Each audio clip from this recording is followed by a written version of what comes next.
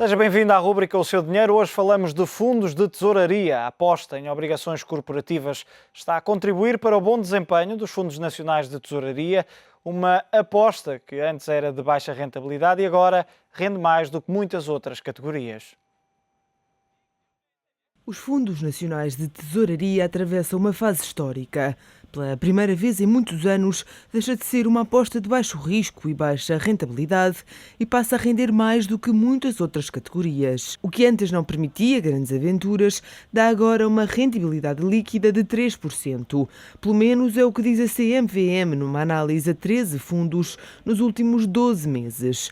Segundo os analistas, é um verdadeiro feito histórico, mais ainda quando em meados de 2010, estes mesmos instrumentos de investimento de baixo risco estavam verdadeiramente infectados com títulos de dívida nacional, que se traduziu em rendibilidades médias negativas.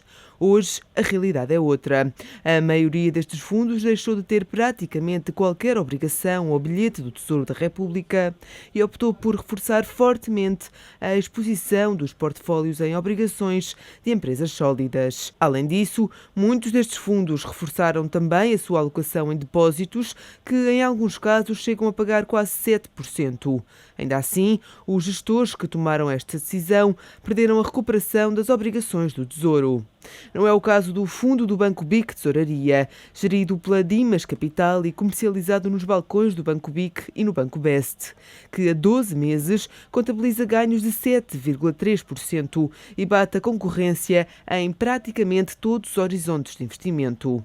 Parte do bom desempenho do fundo começou a ser construído entre agosto e setembro, quando a dívida portuguesa estava a ser fortemente fustigada pelos investidores.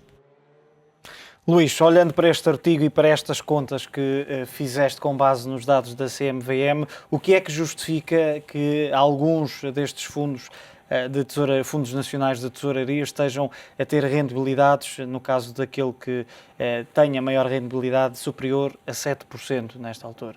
É verdade, isto é um facto novo, porque estes fundos, por terem uma estratégia bastante conservadora, por norma apresentam rendibilidades reduzidas, muitas vezes na ordem do que é apresentado pelos depósitos a prazo, não muito mais elevado que isso. E o que acontece neste momento é que apresentam rendibilidades médias, líquidas na ordem dos 3%, justamente porque fizeram uma profunda alteração na estratégia de investimento. Ou seja, se era por norma aí até 2010 estes fundos estarem carregados de dívida portuguesa, muitos deles optaram por fugir de obrigações do Tesouro e bilhetes do Tesouro nos últimos 12 meses e refugiaram-se em obrigações de empresas que no último ano têm apresentado oportunidades de investimento muito interessantes, nomeadamente de obrigações de empresas com ratings muito elevados que apresentam taxas de cupons interessantes e que permitem a estes fundos retirarem alguma rendibilidade, que neste momento é de facto uma rendibilidade histórica,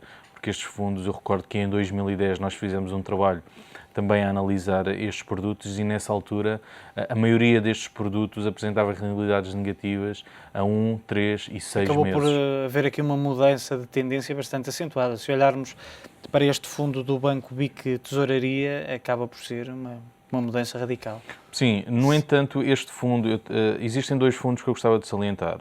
O Banco BIC Tesouraria, que é de facto o fundo que se destaca da média. 7,3% a 12 meses. Exatamente, é mais do dobro da média. E o Popular Tesouraria. Porquê? Porque estes produtos não fugiram da dívida pública. Foi uma gestão provavelmente mais correta dos títulos que tinham em obrigações e bilhetes do Tesouro. Ou seja, estes dois produtos, enquanto os outros fugiram praticamente toda da dívida pública, estes começaram a construir uma carteira em meados de agosto, setembro, virada sobretudo para obrigações de bancos e empresas portuguesas, que foram fortemente investigadas no mercado no último ano e neste momento estão a tirar rendibilidades bastante interessantes. Para se ter uma ideia, nós falámos com um dos sócios da Dunas Capital, que é a gestora do Banco BIC Tesouraria, que nos disse, por exemplo, que entrou em obrigações, por exemplo, do BCP entre agosto e setembro e que realizou uma mais-valia de 21% com essas obrigações. Estamos a falar aqui de rendibilidades que eram completamente não existiam neste tipo de fundos. E daí... Rendibilidades mais elevadas pode ser sinónimo de mais investidores interessados nestes fundos. Isso também tem-se verificado. O que é importante também frisar é para os investidores que olhem agora para estes números e fiquem bastante interessados em ir correr a comprar estes produtos. O que eu notei foi que estes fundos, apesar de serem todos da mesma categoria, apresentam estratégias que estão bastante diferentes. E da mesma forma que subiram, poderão também cair na mesma proporção. Por isso é muito importante, antes de adquirir qualquer destes fundos, ir à CMVM, à APFIP, ver a carteira, ver o que é que tem acontecido nos últimos tempos e depois sim então fazer uma escolha. Poderá de alguma forma servir, e se olharmos para aquilo que tem sido a opção por vários planos de poupança, investimentos para a poupança por parte dos portugueses. Lembro-me, por exemplo, com rentabilidades idênticas a esta, mas até um pouco inferiores, os certificados do Tesouro a 10 anos, estamos a falar de uma maturidade completamente diferente, de um ano para 10, mas os números, olhando para este fundo do Banco BIC Tesouraria, acaba por ser um número idêntico. Poderá, de alguma forma, estes fundos agora, com esta inversão da tendência, servirem de alternativa aos investidores portugueses, alguns deles pequenos investidores, ou muitos deles, que têm deixado de investir, por exemplo, em PPRs e até nos certificados do Tesouro? Eu diria que quem investe em certificados do Tesouro e em PPRs tem um horizonte temporal longo. Estes produtos são destinados, como os nomes indicam, a tesouraria de liquidez. Obrigam um maior acompanhamento também. E, sobretudo, tem o objetivo, mais do que dar rendibilidades elevadas, é ter liquidez, o dinheiro disponível a qualquer momento e ganhar algum. Não rivaliza diretamente com esses produtos. No entanto, com estas rendibilidades as pessoas podem pensar de facto isso. No entanto, eu recordo que num horizonte a 5 anos estes produtos não apresentam rendibilidades superiores a 2% por ano.